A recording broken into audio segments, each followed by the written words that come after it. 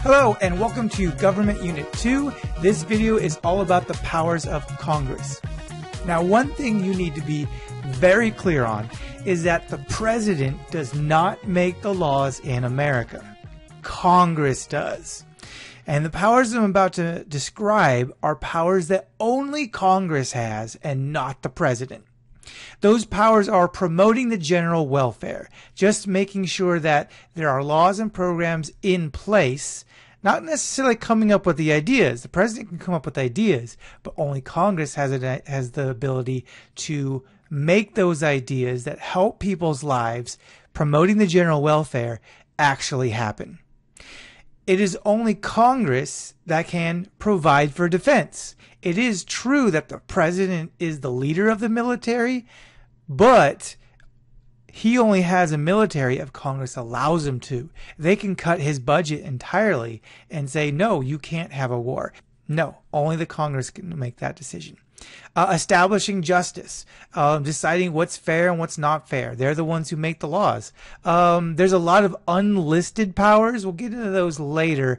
And finally, they have many non-legislative powers, meaning they actually have a number of powers other than making the laws. But that is mostly what they do, is make the laws that touch on those categories.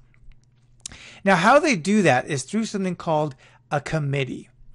Most of the important work of lawmaking is done in committees.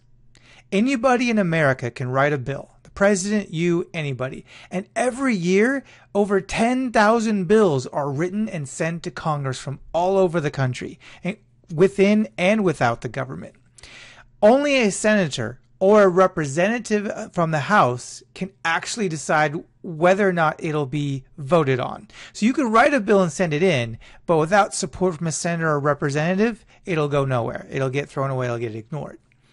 Committees are small groups of those senators or representatives, sometimes both, that decide which bills will be voted on and which bills get trash canned. Remember, a bill is a law before it becomes a law. So it doesn't do anything until it gets voted on in Congress to become a law. Now, there's a variety of committees that you need to be aware of. One is standing committees. Standing committees cover a specific area of government. So there's many of them. They spend their time studying and researching the potential benefits and costs of each bill that's been assigned to their committee by Congress before deciding if it should be voted on by Congress. 10,000 bills, that's a lot. That's why we have to subdivide the committees into many smaller committees. For example, there's a standing committee on agriculture. There's a standing committee for energy use in America. There's a standing committee that oversees bills that have to do with education and many, many other categories. Another form of committee is select committee. These are temporary committees that are formed to investigate and propose laws on events that are not ongoing problems. They might be major problems, but they're not problems that are always in place. For example, education. We'll always have education happening, and there's always ideas for how we can handle education or energy use or agriculture. But a select committee is formed for things like when 9/11 happened. 9/11 doesn't happen every day. We don't have a terrorist attack that happens in America every day. So we had a temporary committee, a select committee formed at that time to investigate what happened, who was involved, and that's one of the ways that we were able to find out who was behind the attack. And then to propose some ideas on how we should react. Now, if a bill doesn't get killed by a committee, then it can be voted on in Congress. So I'm hoping you get the idea that these committees are very powerful because they decide what gets a shot at becoming a law and what won't even get voted on. As a result, you can imagine that any person who gets the power to decide who's even on the committee, that would be a very powerful person. Well, in the House of Representatives, that person's name is the Speaker of the House. The Speaker of the House is the most powerful member of the House of Representatives. He appoints members of committees and refers bills to the committees, giving him great influence over which bills pass or fail in the House, because he's the one who decides what bills go to which committee, because there's a lot of different committees. But just because you're not the Speaker of the House does not mean you don't have power.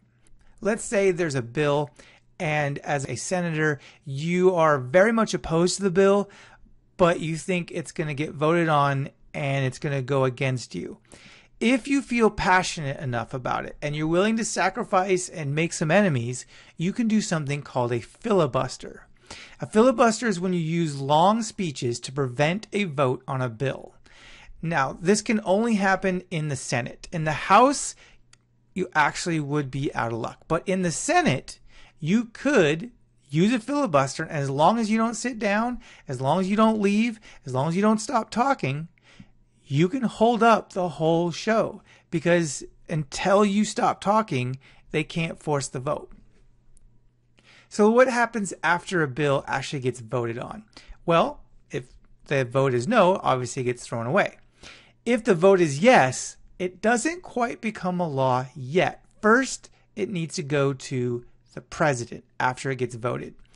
Now, the president has a decision. He could sign it, and if he does, well, now it's finally a law. And that's it. No more to say. It's a law.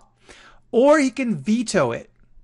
If he vetoes it, that means he is rejecting it, and he stamps it with a big stamp that says veto and sends it back to Congress. Now, if it goes back to Congress because of a veto, they have to vote on it again, but this time they need 66%.